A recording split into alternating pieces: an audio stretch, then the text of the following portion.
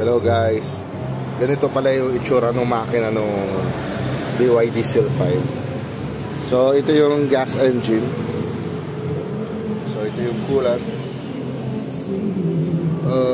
Wala ako nakikita ng alternator.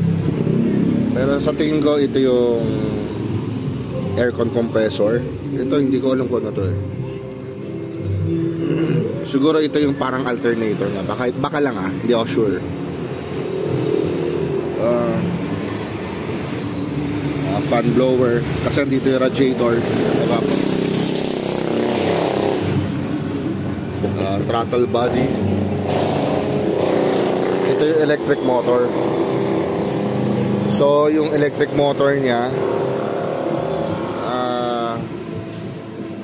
nakapatong sa pinaka-transmission niya. Parang isa yung electric motor tsaka transmission. Kumbaga nakarekta. Tapos may coolant din dito. So bali dalawa yung coolant. Siguro itong coolant na to para dito. Or ewan ko, baka sa dalawa So kung naaalala nyo guys, di ba? Ginagamit ko to.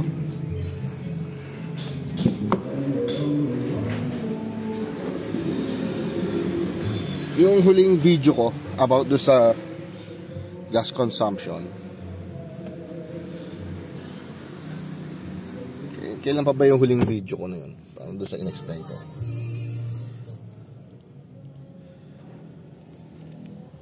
Ilang beses ko na ginagamit to. Pero yan pa rin tira 358 tapos dagdagan na rin yung trip. Ang tipid talaga.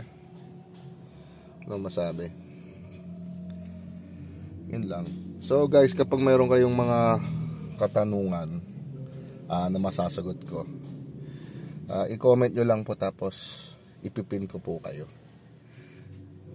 Okay? Thank you.